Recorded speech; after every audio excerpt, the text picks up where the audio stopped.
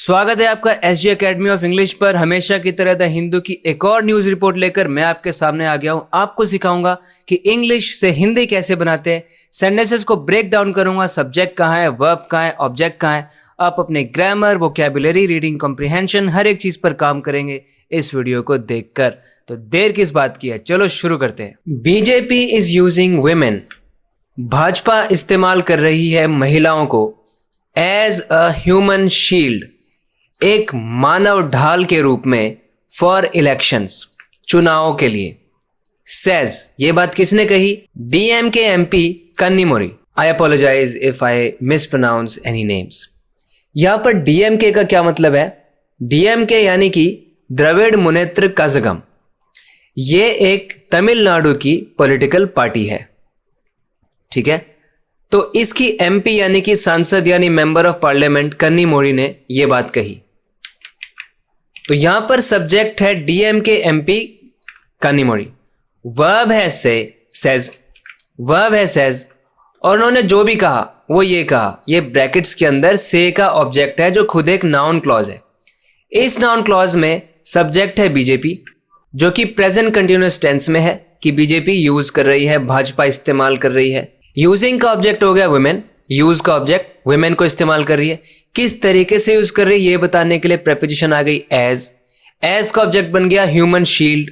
यहां पर human shield एक कंपाउंड नाउन बन गया एज का ऑब्जेक्ट, जहां पर आप बोल सकते हैं कि शील्ड यहां पर असली हेड नाउन है जो कि एज का ऑब्जेक्ट है, और ह्यूमन उसको मॉडिफाई कर रहा है। किस तरह की शील्ड?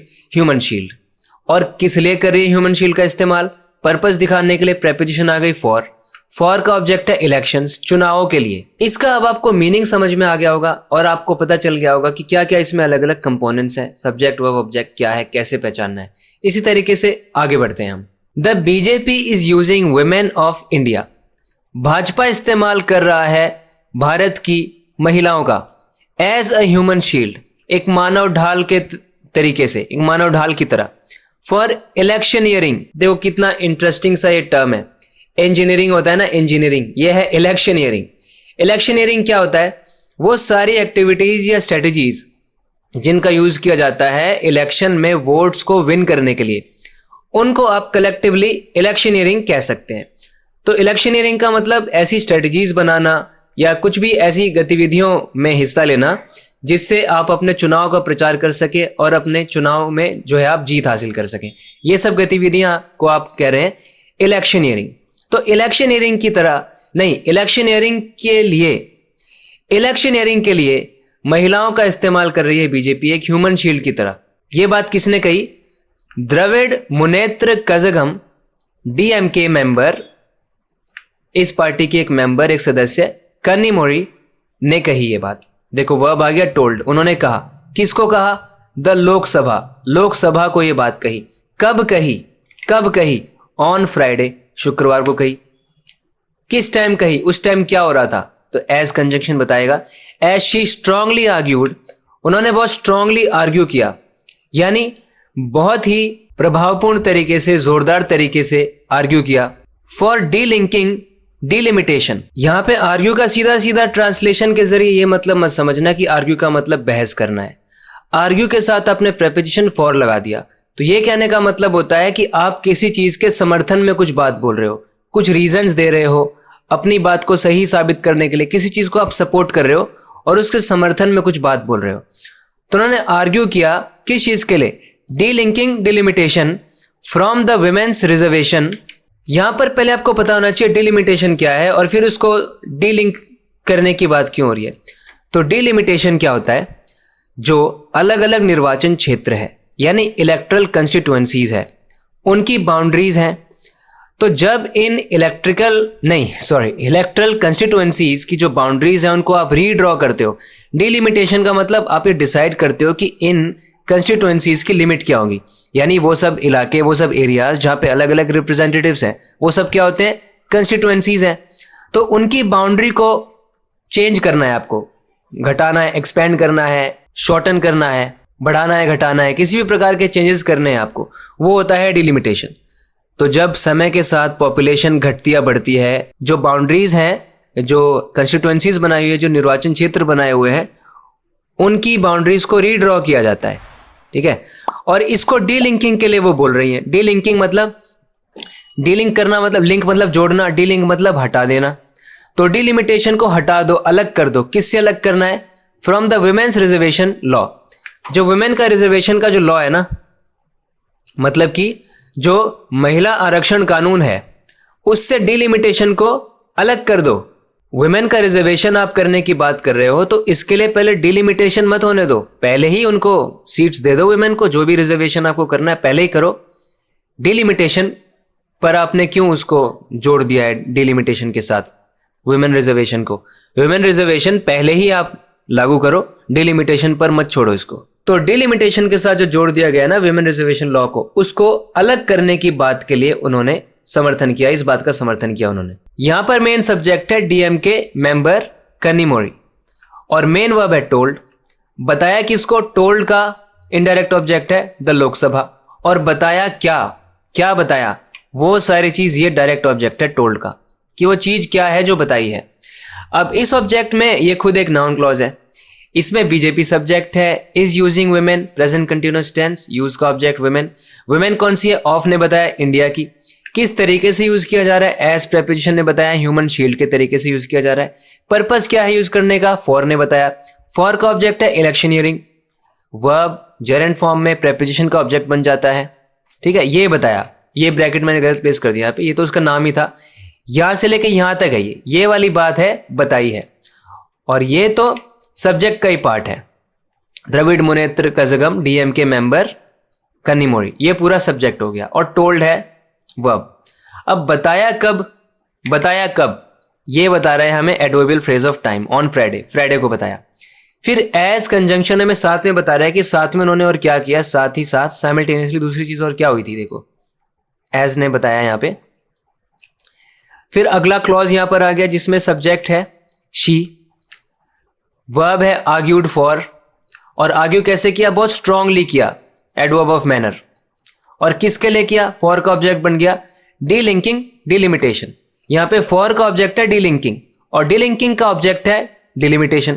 ऑब्जेक्ट्स प्रेपोजिशंस के भी होते हैं, वर्ब के भी होते हैं, राइट। अब डिलिमिटेशन किससे करना है, किससे अलग करना है? फ्रॉम प्रेपोजिशन बताएगी। फ्रॉम का ऑब्जेक्ट है द वुमेन्स रिजर्वेशन लॉ। असली जो हेड नाउन है, फ्रॉम का ऑब्जेक्ट जो बन रहा है वो लॉ है। ये लॉ कौन सा है? वुमेन्स रिजर्वेशन का। वुमेन को देखो पॉसेसिव नाउन बनाया अपॉस्ट्रोफी एस लगा के। वुमेन के रिजर्वेशन का जो लॉ है, इससे अलग करना है डिलिमिटेशन को, डीलिंक करना है। मिस कनिमोरी ऑल्सो सजेस्टेड, उन्होंने और क्या सजेस्ट किया, उन्होंने क्या सुझाव दिया?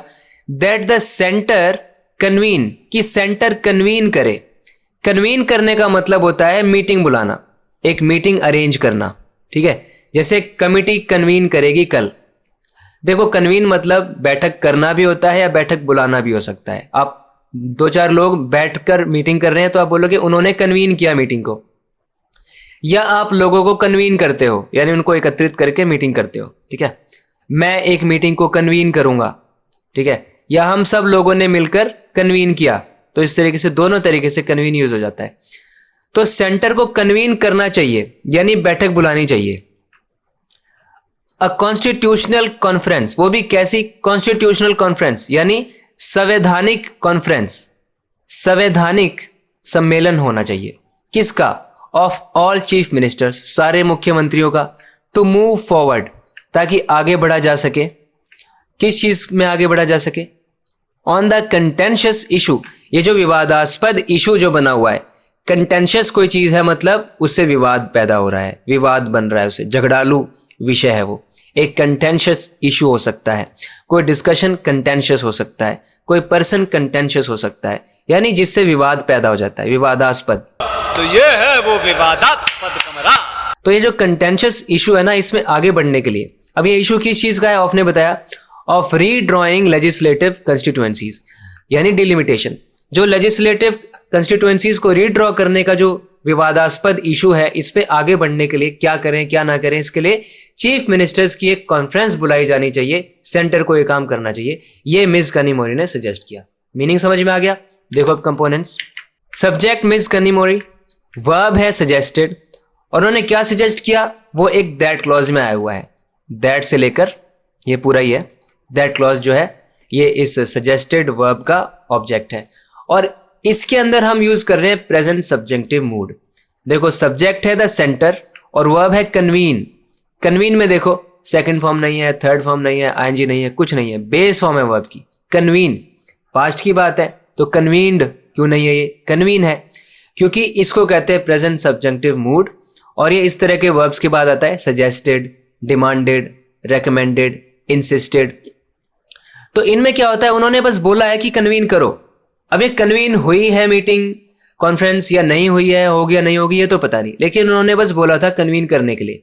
तो ये एक फैक्चुअल चीज नहीं होती है जो हो चुकी होती है, इसलिए इसमें हम कोई पास्ट टेंस, ठीक है, यूज नहीं करते। इसमें सीधा बेस फॉर्म को यूज किया जाता है। तो कन्वीन का ऑब्जेक्ट हो गया कॉन्फ्रेंस। कॉन्फ्रेंस कैसी है, कॉन्स्टिट्यूशनल, ये एडजेक्टिव है कॉन्फ्रेंस के लिए। कॉन्फ्रेंस किसकी है, ऑफ ने बताया, चीफ मिनिस्टर्स की है, ऑल डिटर्मिनर हो गया चीफ मिनिस्टर्स के लिए।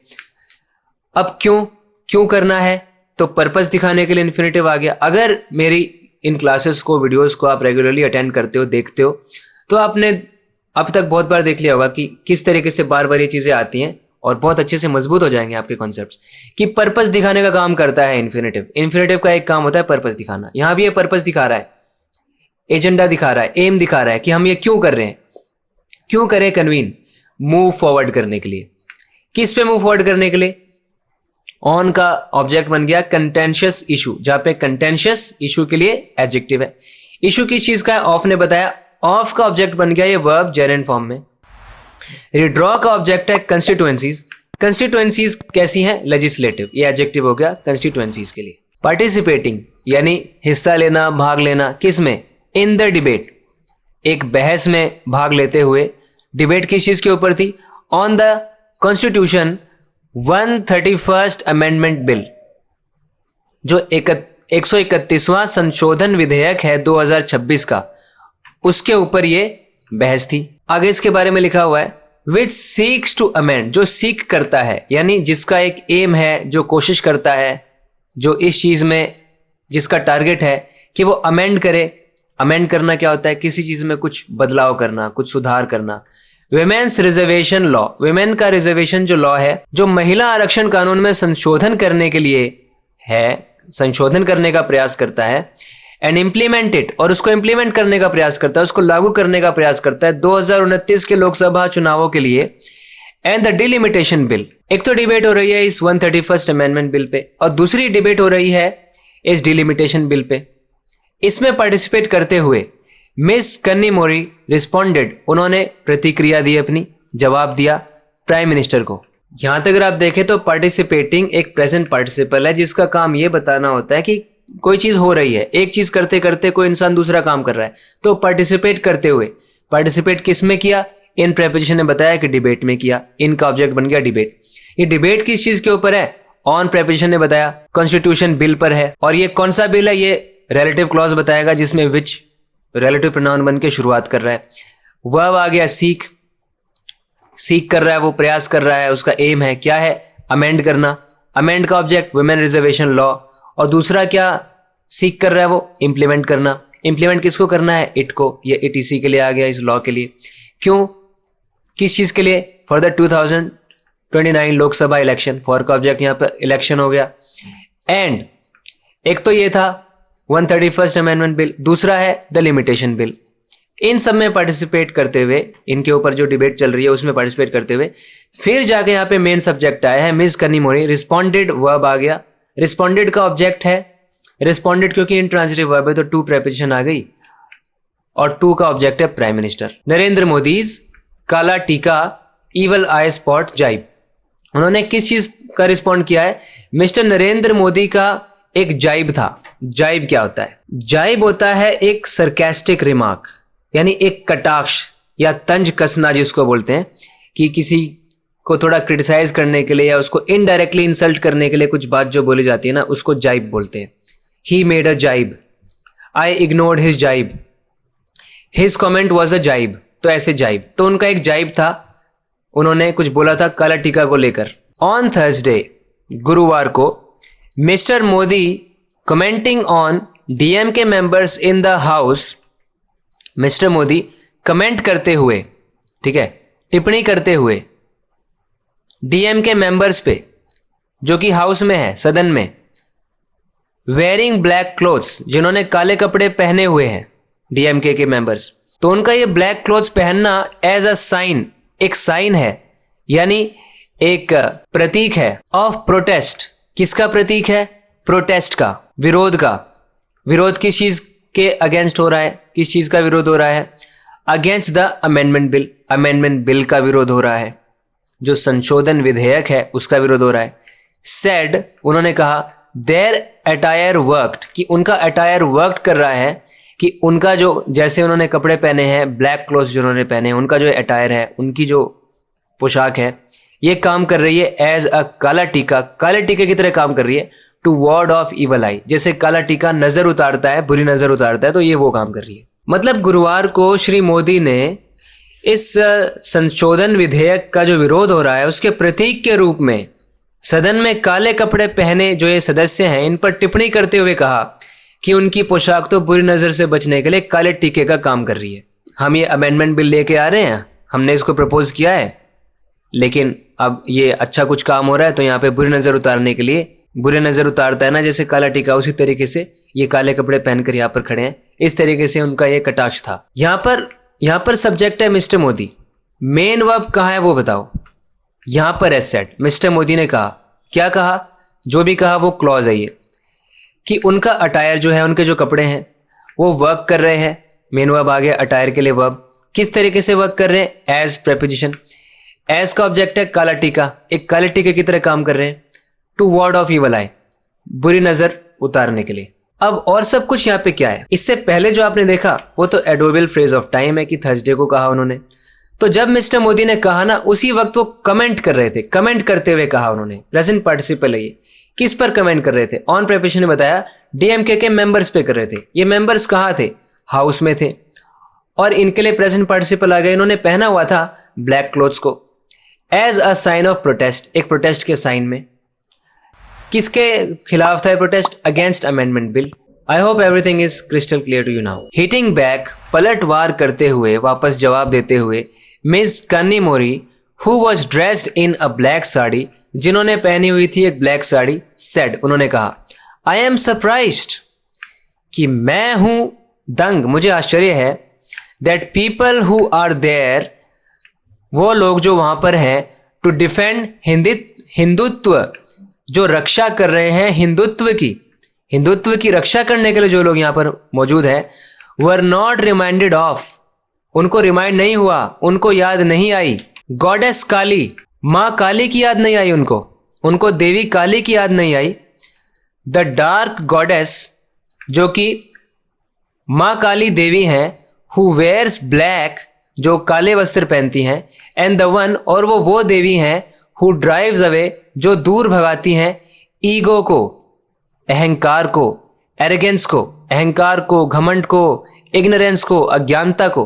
तो वो काली माँ की याद नहीं आई उनको। यहाँ पर हिटिंग बैक प्रेजेंट पार्टिसिपल है, सब्जेक्ट है मिस कन्नीमोरी, इनके लिए रिलेटिव क्लॉज आ गया, who was dressed in a black sari, जिसके अंदर हु सब्जेक्ट है, वॉज ड्रेस्ड, वो ड्रेस्ड थी, ये स्टेटिव वर्ब है। स्टेटिव ये वर्ब यहाँ पर एक स्टेट बताने का काम कर रहा है कि उन्होंने कपड़े पहने हुए थे। Dressed in a black sari, इनने बताया, इनका object sari.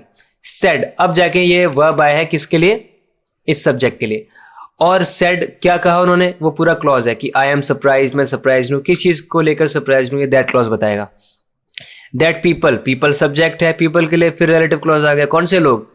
Who are there, जो वहां पर हैं। क्यों है? पर्पस क्या है होने का? डिफेंड करना, इन्फिनेटिव। डिफेंड का ऑब्जेक्ट हिंदुत्व। अब वर आ गया वर्ब, ये वर्ब किसका वर्ब है? इस पीपल के लिए। वर नॉट रिमाइंडेड, उनको याद नहीं आया। ऑफ ने बताया क्या याद नहीं आया भाई? ऑफ का ऑब्जेक्ट है गॉडेस काली। अब उसको डिस्क्राइब करने के लिए यहां पर ये नाउन इन अ पोजीशन, आप इसको कह सकते हैं गॉडेस काली। कौन? The dark goddess, dark goddess के लिए रिलेटिव क्लॉज आ गया। हु वेयर्स, जो पहनती हैं ब्लैक, और वो वाली एंड द वन, फिर उसके लिए रिलेटिव क्लॉज आ गया, जो भगाती हैं दूर ईगो, एरोगेंस और इग्नोरेंस को। शी सेड, उन्होंने कहा, black was also the colour, कि ब्लैक तो रंग था, ऑफ डीएमकेज इंटेलेक्चुअल लीडर पेरियार का भी। उन्होंने साथ में ये भी कहा कि उन्होंने कहा कि काला रंग तो उनके इंटेलेक्चुअल लीडर, उनके वैचारिक नेता पेरियार का भी था। पेरियार एक सोशल रिफॉर्मर थे जो रिलीजन की बात करते थे और इनइक्वालिटी की बात करते थे, सेल्फ रिस्पेक्ट को वो आगे बताते थे हमेशा। वो तमिलनाडु के एक पॉलिटिकल थिंकर थे। The BJP is using the women of India, BJP use कर रहा है भारत की महिलाओं का एज अ ह्यूमन शील्ड, एक मानव ढाल की तरह, इलेक्शनियरिंग की तरह, इलेक्शनियरिंग के लिए। ये हम ऊपर देख चुके हैं। द प्रपोज्ड डिलिमिटेशन, यानी जिसका प्रस्ताव रखा गया है ना, प्रस्तावित जो ये डिलिमिटेशन है, वर्कड अगेंस्ट, ये काम कर रहा है किसी चीज के खिलाफ। किसके खिलाफ? फेडरलिज्म के खिलाफ। फेडरलिज्म क्या होता है? फेडरलिज्म होता है कि किस तरीके से जो पावर है किसी देश के अंदर, वो किसी एक, वो सेंटर के पास नहीं है, वो सिर्फ एक पार्टी के पास नहीं है। जो अथॉरिटी है, जो पावर है, वो सिर्फ सेंट्रल अथॉरिटी के पास नहीं है, बल्कि पावर डिवाइडेड है। स्टेट्स के पास भी पावर है और सेंटर के पास भी पावर है। सारी पावर एक ही अथॉरिटी नहीं संभाल रही है, सेंट्रल गवर्नमेंट भी है और स्टेट गवर्नमेंट्स भी हैं अलग अलग। तो पावर डिवाइडेड है ऐसे, ताकि कोई एक इतनी सारी पावर को अब्यूज ना कर सके, मिसयूज ना कर सके, ठीक है, और लोगों को एक्सप्लॉइट ना कर सके। तो ये कॉन्सेप्ट जो होता है ना, फेडरलिज्म होता है। तो ये जो डिलिमिटेशन की आप बात कर रहे हो, ये तो फेडरलिज्म के अगेंस्ट काम कर रही है। And punished the southern states, और ये सदर्न स्टेट्स को पनिश भी कर रहा है ये डिलिमिटेशन। जो दक्षिण राज्य हैं जैसे कि कर्नाटका, तेलंगाना, तमिलनाडु, ठीक है, आंध्र प्रदेश, तो वो उनका कहना है कि ये तो इन सदर्न स्टेट्स को पनिश भी कर रहा है। क्यों? For lowering fertility rates. क्यों पनिश कर रहा है? क्योंकि उन्होंने फर्टिलिटी रेट्स को कम कर दिया। एक तो उन्होंने प्रजनन दर, यानी कि उन्होंने पॉपुलेशन को कम करने में हेल्प की है, और इसका इनाम उनको क्या मिल रहा है? उनको सजा मिल रही है। ये बात उन्होंने कही। तो ये था आज के वीडियो लेसन में। उम्मीद है आपको फिर से ये वीडियो पसंद आई है और आपने यहाँ से भी काफ़ी कुछ सीखा है। इसी तरीके से अपनी प्रैक्टिस को जारी रखने के लिए, इंग्लिश सीखते रहने के लिए इस चैनल को सब्सक्राइब ज़रूर करें। बात होगी अगले वीडियो लेसन में। अपना ख्याल रखें। Take care. बाय।